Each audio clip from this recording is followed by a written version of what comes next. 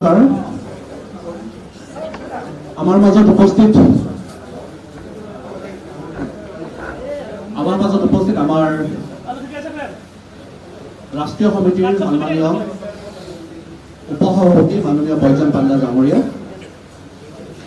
আমাৰ মাজত উপস্থিত আমাৰ অসমৰ সভাপতি মাননীয় পৱন শৰ্মা ডাঙৰীয়া, আমাৰ মাজত উপস্থিত আমাৰ সকলেৰ শ্ৰদ্ধাৰ গুৱাহাটী লোকসভা সমষ্টির মাননীয় সাংসদ কুইনজা বাইদেউ, আমার মাজত উপস্থিত অসম সরকারের কেবিনেট মন্ত্রী মাননীয় জয়ন্ত মল্ল বড়ো ডাঙৰীয়া, আমাৰ মাজত উপস্থিত আমাৰ মিডিয়া কফৰ সংবাদৰ সন্মানীয় কনভেনৰ মহোদয়, উপস্থিত ভাৰতীয় জনতা পাৰ্টিৰ ৰাজ্যিকৰ সেক্ৰেটাৰি অপৰাজিতা ভূঞা বাইদেউ, উপস্থিত স্পোক্স পাৰ্সন জুৰি বৰদলৈ, আমার মাজত উপস্থিত আমার জিলা প্রভারী দক্ষিণ কামরূপ জিলার জয়ন্ত ডেকা, আমার মাজত উপস্থিত ভারতীয় জনতা পার্টি দক্ষিণ কামরূপ জিলার সন্মানীয় সভাপতি নৰেশ্বৰ তালুকদাৰকে প্ৰত্যক্ষ কৰি গোৱালপাৰা তথা নৰ্থ কামৰূপৰ সন্মানীয় সভাপতি তথা সন্মানীয় প্ৰভাৰীসকল, জিলা সন্মানীয় জিলা সভাপতিসকল, আমাৰ মাজত উপস্থিত সংবাদ মাধ্যমৰ সন্মানীয় বন্ধু বান্ধৱীসকল, আপোনালোক তাকে শ্ৰদ্ধা জ্ঞাপন কৰিছো। আপোনালোকে সকলে জ্ঞাত যে ভাৰতবৰ্ষত ইতিমধ্যে আমাৰ মোদীজীৰ চৰকাৰে 9 বছৰ সম্পূৰ্ণ কৰিছে, আৰু লগতে তাৰ লগে লগে আমাৰ ৰাষ্ট্ৰীয় কমিটিৰ ফালৰ পৰা আমাৰ ৰাষ্ট্ৰীয় কমিটিৰ নিৰ্দেশক্ৰমে ভাৰতবৰ্ষৰ প্ৰত্যেকটা লোকসভা সমষ্টিত মহা জনসম্পৰ্ক অভিযান আয়োজন কৰা হৈছে, আৰু সেই উদ্দেশ্যে ইতিমধ্যে আপোনালোকে জ্ঞাত যে আমাৰ গুৱাহাটী লোকসভা সমষ্টিৰ অন্তৰ্গত আজি পলাশবাৰী সমষ্টিৰ মিৰ্জাত 10টা সমষ্টি লগ লাগি মহা জনসম্পৰ্ক অভিযানৰ লগত সংগত কৰি মহাসভাখন অনুষ্ঠিত হৈ যায়, আৰু ইয়াৰ লগে লগে মহা সম্পৰ্ক অভিযানৰ লগত সম্পৰ্ক ৰাখি আজি এখন আমাৰ ৰাষ্ট্ৰীয় নেতৃত্ব আৰু আমাৰ ৰাজ্যিকৰ নেতৃত্ব আৰু মাননীয় সাংসদ মহোদয় তাৰ লগত সংগতি ৰাখি আজি এখন সংবাদমেল আয়োজন কৰি আহিছে, আৰু সেই উপলক্ষে আপোনালোক আটাইকে নিমন্ত্ৰণ জনোৱা হৈছে। মই সংবাদ মাধ্যমৰ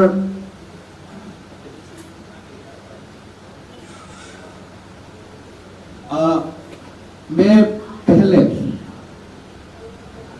हमारा राष्ट्रीय उपाध्यक्ष माननीय बजरंग पांडा जी को मार्गदर्शन करने के लिए पहले अनुरोध करता हूँ।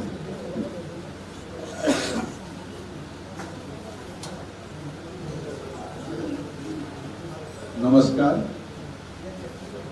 आज भारतीय जनता पार्टी के महा जनसंपर्क अभियान यहाँ गुवाहाटी से आरंभ किया गया है। आज आप लोग सब देखें, बहुत बड़ी जनसभा जिसमें लगभग 25,000 जनता उपस्थित थे, और जैसे कि अभी आपको बताया गया,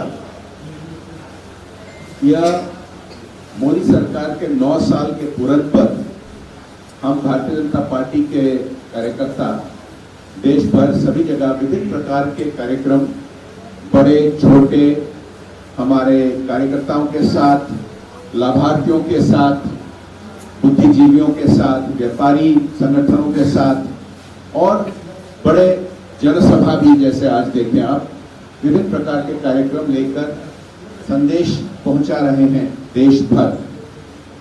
जो बदलाव आया है देश में और जिसको असम में भी सभी जनता देख पा रहे हैं, ये बहुत ही महत्वपूर्ण है। जो देश की स्थिति थी 10 साल और उससे पहले, हर हफ्ता किसी न किसी घोटाला पर नजर आता था, हर हफ्ता हमारे सीमा से उस पार से आतंकवादियों आकर हमला करते थे, बाजारों में, कोर्ट्स में। यहां असम में विभिन्न प्रकार के समस्याएं देखे हैं, लेकिन इस 9 साल में भारत का जो चित्र है देश में विदेश में पूरी तरह से बदल गया है।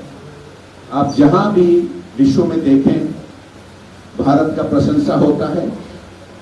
वो कोरोना की महामारी के समय, जबकि इतिहास के सबसे बड़ा और सबसे तेज, fastest and biggest vaccination campaign इतिहास में किया गया, और उस जरिया 100 से ज्यादा अन्य देशों को भी मदद किया गया। कोरोना के बाद बहुत सारे देशों को जो उनकी आर्थिक व्यवस्था में आंच आया, भारत ने ही मदद किया है। आप हमारे पड़ोसी देशों की बात करें या अन्य देशों की बात करें। और आज के दिन जो दुनिया भर अर्थनीतिक व्यवस्था पर चैलेंज आने से महंगाई का चैलेंज आया है, सभी देश भारत का उदाहरण देते हैं कि अगर कोई देश ने महंगाई को सबसे अच्छी तरीका से मुकाबला किया तो वो है भारत। और जिस प्रकार के बहुत बड़े बड़े योजनाएं के तहत मोदी सरकार ने भारत की प्रगति को दुनिया का प्रशंसाजनक बनाया है, जैसे कि दुनिया का सबसे बड़ा स्वास्थ्य योजना आयुष्मान भारत, जो असम में केवल 1.5 करोड़ जनता को मदद करने की स्थिति में है। जैसे कि प्रधानमंत्री आवास योजना, जो केवल असम में 18 लाख गरीबों के लिए घर बनाया है। ऐसे बहुत सारे उदाहरण हैं जिसकी प्रशंसा दुनिया भर होती है भारत के विषय। वैसे असम में भारतीय जनता पार्टी के डबल इंजन सरकार केंद्र के मोदी सरकार के साथ हाथ मिलाकर ये प्रगति की रथ आगे ले रही है। पहले 5 साल आदरणीय मुख्यमंत्री सर्बानंद सोनोवाल जी के नेतृत्व में फाउंडेशन एक ले किया गया, और अभी 2 साल हो चुके हैं जो लोकप्रिय यशस्वी लोकप्रिय मुख्यमंत्री डॉक्टर हिमंत बिश्व शर्मा जी के नेतृत्व में असम की प्रगति हर दिशा में दिख रहा है। बहुत प्रकार की योजनाएं हैं, मैं बात कर सकता हूं, अरुणोदय प्रोग्राम, और आदरणीय प्रधानमंत्री मोदी जी के नेतृत्व में हमारे राष्ट्रीय गृह मंत्री आदरणीय अमित शाह जी का प्रयास, असम के मुख्यमंत्री डॉक्टर हिमंत बिश्व शर्मा जी के प्रयास से law and order situation Assam में वो बहुत परिवर्तन देखा है। विभिन्न प्रकार के ग्रुप्स जो थे, मिलिटेंसी ग्रुप्स, उनके विभिन्न प्रकार के समस्याएं थे, एक के बाद एक आप ऐसे कई सारे ग्रुप्स के साथ सेटलमेंट, एग्रीमेंट और उसका इंप्लीमेंटेशन और उनको मेन स्ट्रीम में आने के लिए आप देखे हैं। इस जरिया भारत में जो प्रोग्रेस हो रहा है, दुनिया के फास्टेस्ट ग्रोइंग लार्ज इकोनॉमी और अब 5th लार्जेस्ट इकोनॉमी बन चुकी है। नया भारत, 21वीं सदी के लिए भारत, ये सभी देश इसको स्वीकार कर रहे हैं, और हमारे यशस्वी प्रधानमंत्री मोदी जी बार बार माने जाते हैं दुनिया के सबसे लोकप्रिय नेता। जब वो अमेरिका जाते हैं, ऑस्ट्रेलिया जाते हैं, कहीं भी जाते हैं। मैं इस पर आपको कहना चाहूंगा कि ये जो अभियान हम अभी शुरू किए हैं, ये इस महीना भर चलेगा, और इस महीना के अंत तक करोड़ों लोगों के पास, अब ना केवल पब्लिक रैली में, ना केवल हमारे कार्यकर्ताओं के जरिए, लेकिन घर घर पहुंच के भारत की जो प्रगति हो रही है उसके बारे हम संदेश पहुंचाएंगे। मैं आशा करता हूं कि मीडिया से आप बंधुओं जो आए हैं, आप स्वयं आप खुद इसको देख रहे होंगे और जरूर ये जो हमारा अभियान चल रहा है, जहां हमारे यहाँ के सीनियर कार्यकर्ता जैसे क्वीन जी हैं, यहाँ के लोकसभा सदस्य जैन जी हैं, असम में मंत्री हेमंग जी हैं, यहाँ के लोकप्रिय विधायक, यहाँ आपने खुद देखे हैं। इस गुवाहाटी के अंदर नॉर्थ ईस्ट का पहला all India institute of medical sciences, यहाँ आप देखे हैं जिस प्रकार के अभी इंफ्रास्ट्रक्चर बन रहा है, टूरिज्म का इंफ्रास्ट्रक्चर। मैं अगर एक एक करके योजनाएं के बारे बताऊं या इंफ्रास्ट्रक्चर के बारे बताऊं तो बहुत लंबा समय हो जाएगा। मैं समाप्त करता हूं और मैं आशा करता हूं कि इस अभियान के बारे आप जरूर लोगों के पास पहुंचाएंगे। बहुत बहुत धन्यवाद।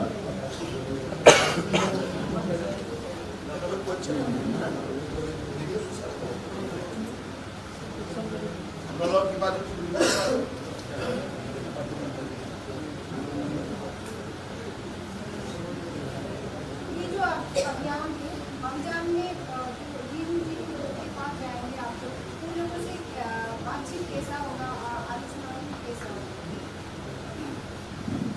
ये अभियान में विभिन्न प्रकार के हमारे कार्यक्रम हैं और उनके हर कार्यक्रम का अलग अलग डिटेलिंग पे हुआ है।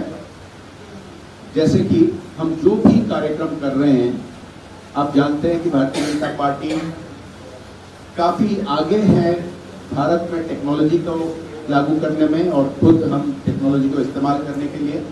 तो हमारे सभी कार्यकर्ता हर कार्यक्रम को लिंक के जरिए अपलोड करेंगे और जब हम किसी नागरिक के पास पहुंचते हैं, जैसे कि घर घर अभियान है हमारा, हम एक तो हर लोकसभा में कम से कम 1000 ऐसे परिवारों से मिलेंगे जिनका नोटेबल कंट्रीब्यूशन है, जो विभिन्न फील्ड्स में अचीवमेंट किए हैं। उसके अलावा हम लाखों करोड़ों लोगों के घर जाके पहुंचेंगे और जब पहुंचेंगे हमारे मोदी सरकार के 9 वर्ष के अचीवमेंट्स के बारे आंकड़े भी पहुंचाएंगे, चर्चा भी करेंगे, उनसे सुनेंगे भी।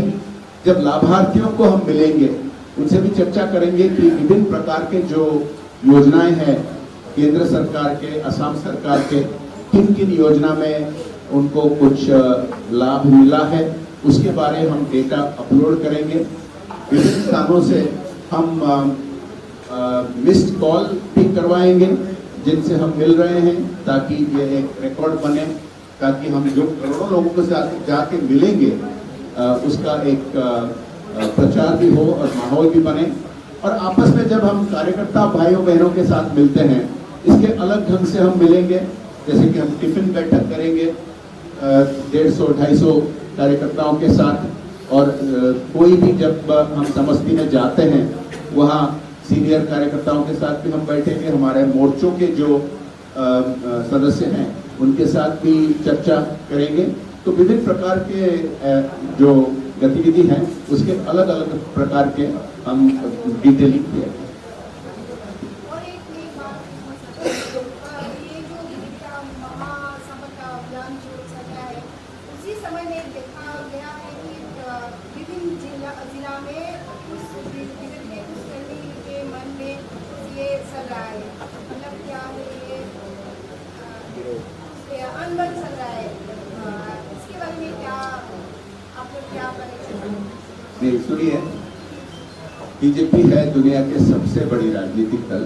हमारे 18 करोड़ सदस्य हैं और बढ़ते जा रहे हैं।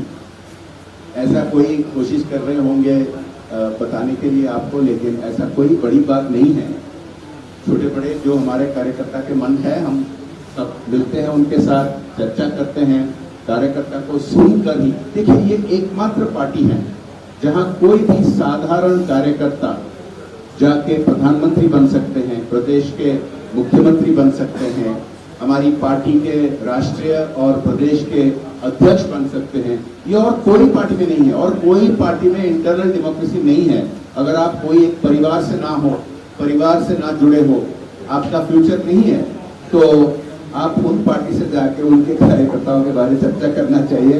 उनके मन में जितना गुस्सा, जितना क्रोध है, हमारा इंटरनल सिस्टम्स है, सभी को सुनकर, सभी को एक भूमिका देने के लिए और सभी का स्टेक बढ़ाने के लिए पार्टी में और सिस्टम में।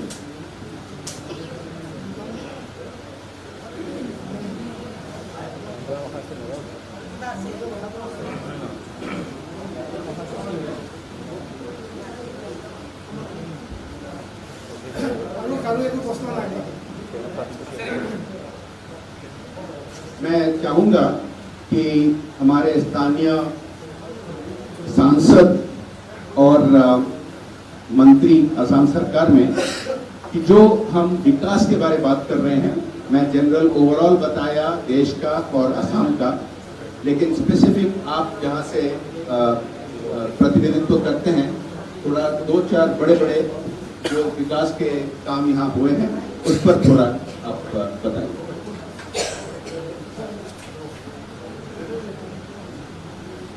प्रथमेই मैं आमार साংবাদিক বন্ধুসকলক बहुत धन्यवाद दिसु।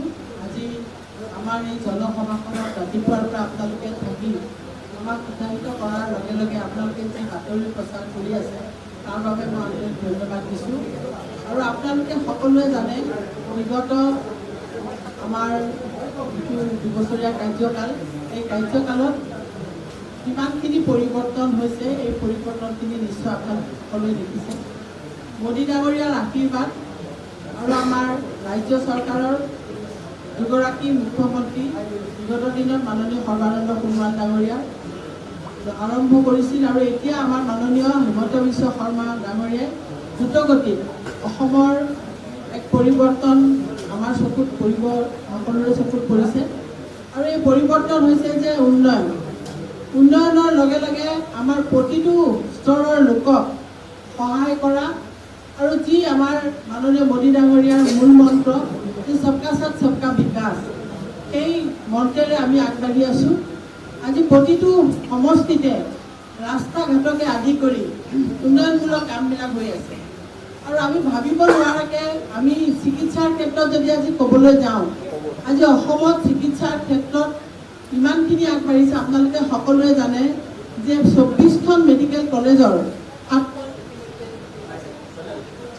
12খন ইতিমধ্যে কাম শেষ স্তৰত আছে, আৰু লগে লগে কেইবাখনো কেঞ্চাৰ হস্পিটেল আপোনালোকে জানে।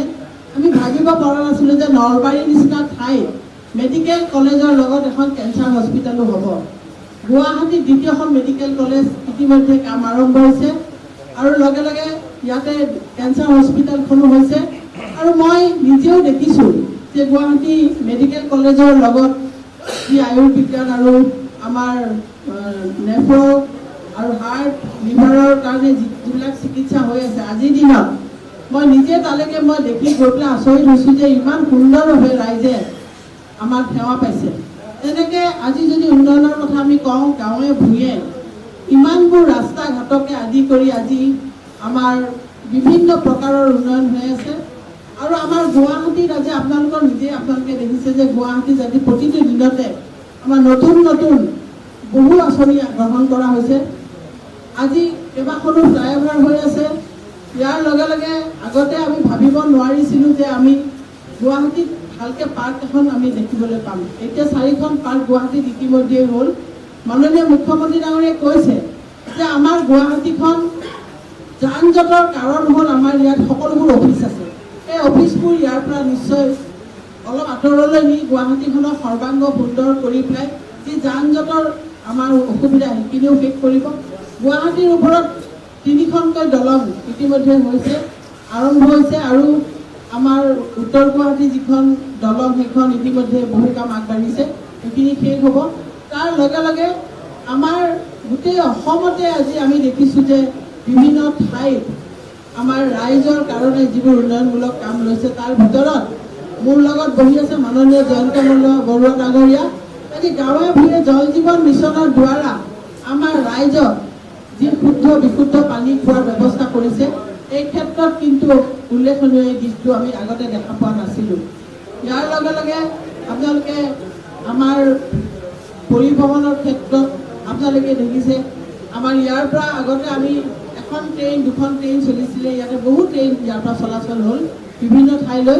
ইয়াৰ পৰা আমাৰ টুৰিষ্টসকলৰ কাৰণে বিস্তাডম, দুটা ঠাইলৈ বিস্তাডম আৰম্ভ হ'ল আৰু সিদিনা বন্দে ভাৰত ইয়াৰ পৰা আমাৰ আৰম্ভ হৈছে। মই ভাবোঁ যে এই ধৰণৰ কথাবোৰ যেতিয়া আমি সপোনত নাভাবা কথাবোৰ হৈছে, তাৰ লগে লগে আমাৰ স্থানীয় আমাৰ গুৱাহাটী সমষ্টিৰ লোকসকলৰ কাৰণে মুখ্যমন্ত্ৰীয়ে নিজেই এক নতুন ব্যৱস্থা গ্ৰহণ কৰিছে। কাৰণ বহুত আমাৰ লোকসকলে চিকিৎসাৰ কাৰণে বহুত অসুবিধাৰ সন্মুখীন হয়।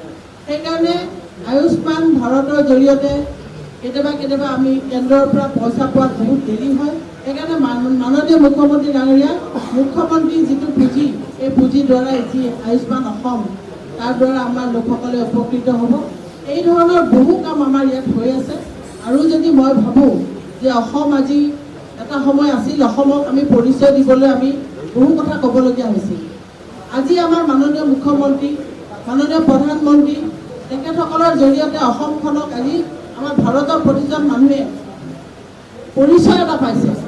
আমি কেতিয়াও ভবা নাছিলোঁ যে আমাৰ বিহুটো আমাৰ বিশ্ব দৰবাৰত দিবলৈ আমি সক্ষম হ'ম। আপোনালোকে দেখিলে যে বিহুক গিনিজ বুক কৰি পেলাই বিশ্ব দৰবাৰলৈ লৈ যোৱাৰ লগে লগে ভাৰতৰ সকলো ঠাইতে ইয়াৰ প্ৰচাৰ আৰু প্ৰসাৰ হৈছে। লাচিত বৰফুকনকো মানুহৰ মাজত পৰিচয় কৰাৰ বাবে আমাৰ মুখ্যমন্ত্ৰী ডাঙৰীয়া সফল হৈছে। কাৰণ শিৱাজীয়ে অকল মোগলৰ লগত যুদ্ধ কৰিছিল বুলি কৈছিলে, এতিয়া কিন্তু লাচিত বৰফুকনৰ কথাও মানুহৰ মুখে মুখে। কাৰণ আমাৰ স্বকীয় পৰিচয়, আমাৰ সংস্কৃতি অসমৰ মাজতে আছিল, কিন্তু আজিৰ দিনত ভাৰতৰ প্ৰতিটো ঠাইতে অসমৰ এটা পৰিচয় দাঙিবলৈ আমি সক্ষম হৈছোঁ। এই সক্ষম আমাৰ মাননীয় মুখ্যমন্ত্ৰীৰ কাৰণে হৈছে, মাননীয় প্ৰধানমন্ত্ৰীৰ কাৰণে হৈছে। কাৰণ প্ৰধানমন্ত্ৰী ডাঙৰীয়াই গোটেই নৰ্থ ইষ্টৰ লগতে অসমখন আৰু গুৱাহাটীখন বিশেষ গুৰুত্ব সহকাৰে লৈ বহু আঁচনি তেখেতে প্ৰদান কৰিছে আৰু যাৰ ফলত আজি গুৱাহাটীত বহু কাম চলি আছে। মই ভাবোঁ আমাৰ পৰিচয়টো আমি এটা সময়ত আমি যিহেতু পৰিচয়ে নাছিলে আমাৰ ভাৰতবৰ্ষৰ মেপখনত, বহু মানুহ আমাক চিনি নাপাইছিলে। আজি কিন্তু সেইটো বহুত ডাঙৰ কথা যে মোদী ডাঙৰীয়াৰ জৰিয়তে আমি এতিয়া স্বকীয় পৰিচয় এটা পাবলৈ সক্ষম হৈছোঁ।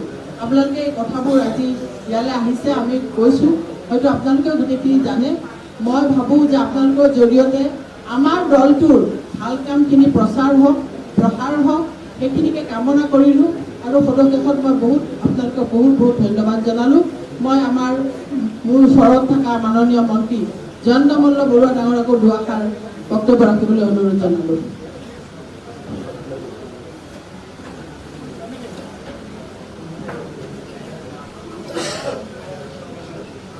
প্ৰিয় সাংবাদিক বন্ধুসকল, ইতিমধ্যে আমাৰ সকলোৰে শ্ৰদ্ধাৰ নেতা ৰাষ্ট্ৰীয় উপসভাপতি বৈজন জয় পাণ্ডা ডাঙৰীয়াই মোদী ডাঙৰীয়াৰ 9 বছৰৰ কাৰ্যকালৰ সফলতা সম্পৰ্কে আপোনালোকক বিস্তৃতভাৱে কৈছে।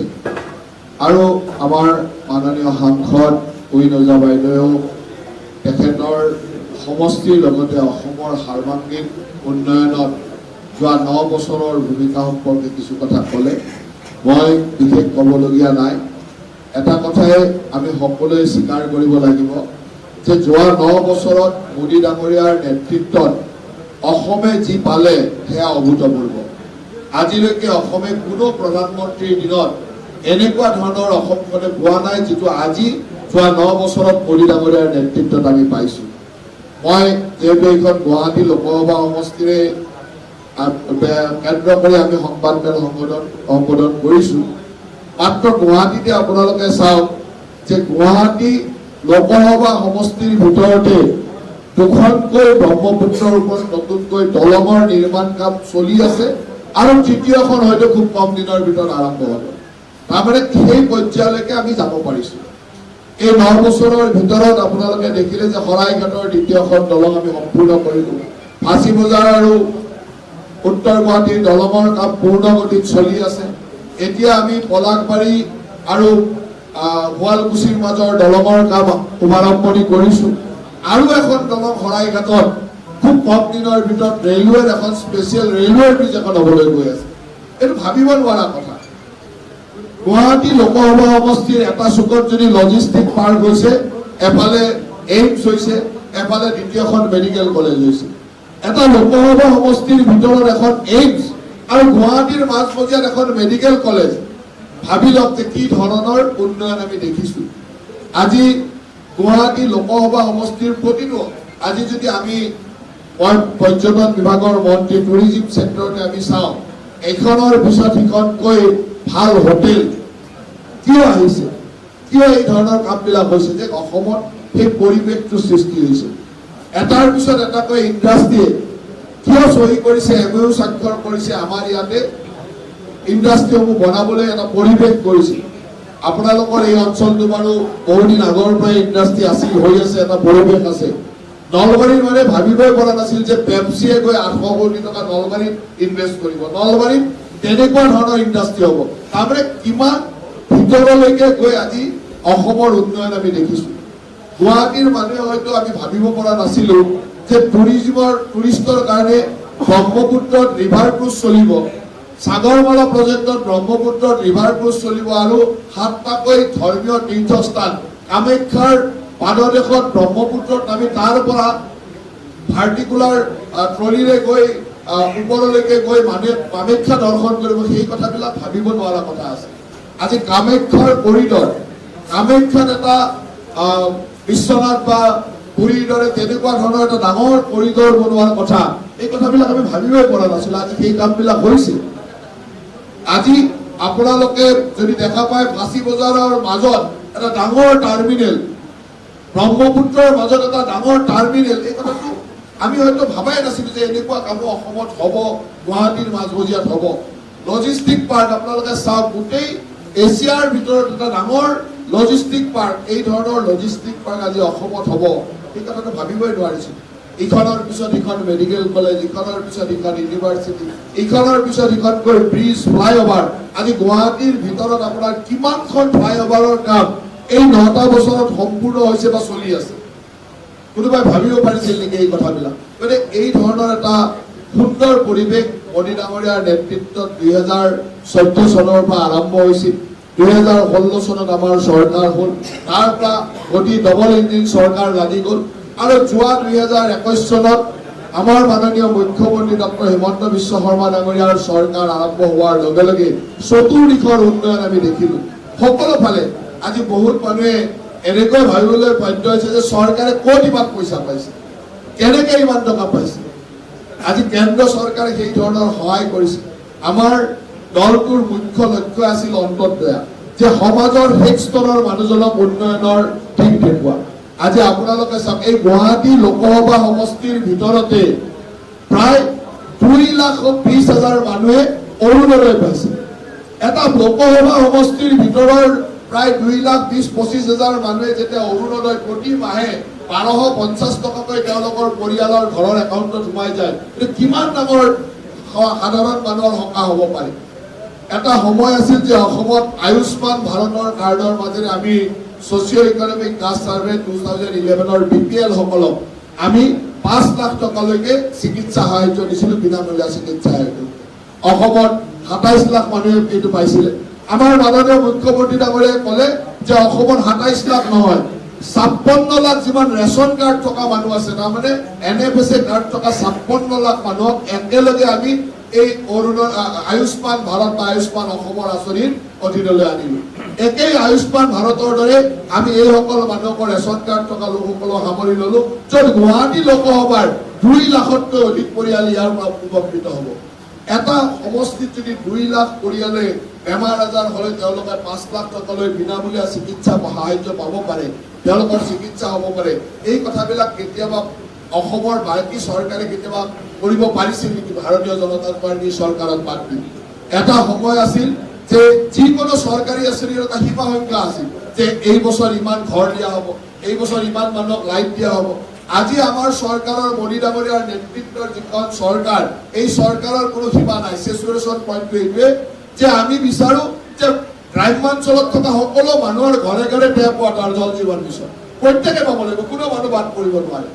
ইলেক্ট্ৰিচিটি ফ্ৰী ইলেক্ট্ৰিচিটি 100% মানুহৰ ঘৰত ফ্ৰী ইলেক্ট্ৰিচিটি হ'ব লাগে 100% মানুহক এই স্বাধীনতাৰ অমৃতকালৰ সময়তে অমৃত মহোৎসৱ পাতোতে আমাৰ 100% মানুহে পকা ঘৰত থাকিব লাগিব কেঁচা ঘৰ থাকিব নোৱাৰে কেঁচা শৌচালয় থাকিব নোৱাৰে 100% মানুহক কৰিবলৈ সেই লক্ষ্যৰে আজি আমাৰ চৰকাৰখনে কেন্দ্ৰত মোদী ডাঙৰীয়াৰ নেতৃত্বত কাম কৰিছে আৰু অসমতো ডবল ইঞ্জিনৰ চৰকাৰ হিমন্ত বিশ্ব শৰ্মা ডাঙৰীয়াৰ নেতৃত্বত এই ধৰণৰ চতুৰ্দিশ উন্নয়ন হৈছে গতিকে আমি ভাবো যে এই যে উন্নয়ন এই উন্নয়নৰ স্বাৰ্থতে আমি সদায় বিচাৰো যে আমাৰ ৰাষ্ট্ৰনেতাজন আমাৰ নেতাজন বিশ্ব নেতা হৈ থাকক আজি আমাৰ ৰাষ্ট্ৰনেতাজনৰ অকল আমাৰ ৰাষ্ট্ৰতে নহয় সমগ্ৰ বিশ্বত তেওঁক লৈ আমি গৌৰৱ অনুভৱ কৰিব পাৰো যেতিয়া বিশ্বৰ কাৰোবাৰ ভৱনলৈ ওলাই আমি সকলোৱে টিভিৰ পৰ্দাত চাই আনন্দ অনুভৱ কৰো গৌৰৱ অনুভৱ কৰো যে আমাৰ নেতাজনক সেই ধৰণৰ বিশ্বৰ উন্নত ৰাষ্ট্ৰৰ ৰাষ্ট্ৰনেতাসকলেও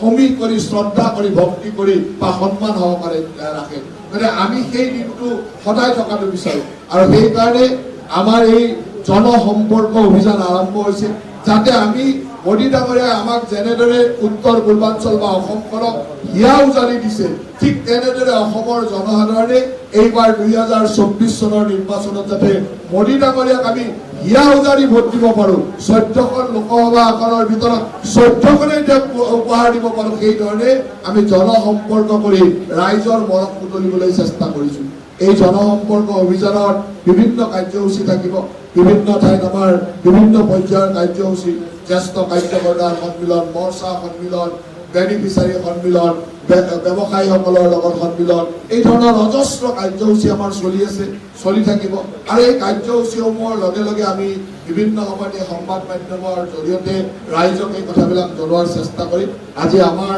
ৰাষ্ট্ৰীয় নেতা ৰাষ্ট্ৰীয় উপসভাপতি বৈজয়ন্ত পাণ্ডা ডাঙৰীয়াই আপোনালোকক মোদী ডাঙৰীয়াৰ 9 বছৰৰ শাসনকালৰ সকলো দিশ সামৰি সুন্দৰভাৱে আপোনালোকক সম্বোধন কৰিলে আমি এটাই আশা কৰিম যে আপোনালোকৰ জৰিয়তে মোদী ডাঙৰীয়াৰ নেতৃত্বত আৰু অসমত হিমন্ত বিশ্ব শৰ্মা ডাঙৰীয়াৰ নেতৃত্বত চাৰিওফালে যি ধৰণৰ উন্নয়ন হৈছে সেই উন্নয়নৰ কথাখিনি ৰাইজৰ মাজলৈ লৈ যাব লাগে সৰ্বসাধাৰণ মানুহক সজাগ কৰিব লাগে যাতে আমি অসমবাসী কৃতজ্ঞ অসমীয়া হিচাপে মোদী ডাঙৰীয়াক এইবাৰ আমি 14খন আসনে উপহাৰ দিব পাৰো সেই ধৰণে আমি কাম কৰিব লাগে মই আপোনালোকৰ জৰিয়তে এইটোৱে আশা কৰিছো যে আপোনালোকে সংবাদ মাধ্যমে প্ৰতিটো সময়তে ভাৰতীয় জনতা পাৰ্টি মোদী ডাঙৰীয়া বা সৎ কথাত উন্নয়নৰ কথাত সদায় সহযোগ কৰি আহিছে সেই একেই ধাৰা অব্যাহত ৰাখি আপোনালোকে জনসাধাৰণৰ ওচৰলৈ মোদী ডাঙৰীয়াৰ এই অসমৰ প্ৰতি থকা মৰম অসমৰ প্ৰতি থকা উন্নয়নৰ দায়বদ্ধতাক যাতে ৰাইজৰ ওচৰলৈ লৈ যায়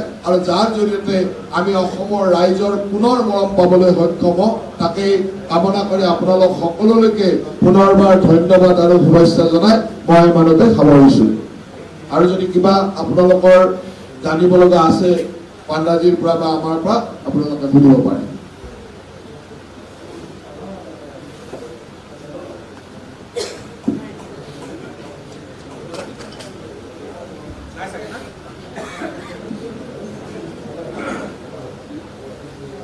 আজিৰ সংবাদ মেলখনত উপস্থিত থকাৰ কাৰণে আমি মাননীয় ৰাষ্ট্ৰীয় উপসভাপতি মাননীয় বৈজয়ন্ত পাণ্ডা ডাঙৰীয়াক ধন্যবাদ জ্ঞাপন কৰিছোঁ আমাৰ অসমৰ সভাপতি মাননীয় পৱন শৰ্মা ডাঙৰীয়াক ধন্যবাদ জ্ঞাপন কৰিছোঁ আমাৰ সাংসদ মহোদয়ক ধন্যবাদ জ্ঞাপন কৰিছোঁ আমাৰ কেবিনেট মন্ত্ৰী জয়ন্ত মল্ল বৰুৱা ডাঙৰীয়াক ধন্যবাদ জ্ঞাপন কৰিছোঁ লগতে আমাৰ সকলো জ্যেষ্ঠ কাৰ্যকৰ্তাক ধন্যবাদ জ্ঞাপন কৰিছোঁ আৰু প্ৰত্যেকজন সাংবাদিক বন্ধু বান্ধৱীক ধন্যবাদ জ্ঞাপন কৰিছোঁ আপোনালোকে অশেষ কষ্ট কৰি আমাৰ নিয়ন্ত্ৰণ মতে আপোনালোকে আজি ইয়াত উপস্থিত হৈ আমাৰ সংবাদ মেলত আপোনালোকে উপস্থিত থকাৰ কাৰণে প্ৰত্যেকজন সাংবাদিক বন্ধু বান্ধৱীক অন্তৰৰ পৰা ধন্যবাদ জ্ঞাপন কৰি আজিৰ সংবাদ মেলখন আমি সমাপ্ত হোৱা বুলি ঘোষণা কৰিছোঁ ধন্যবাদ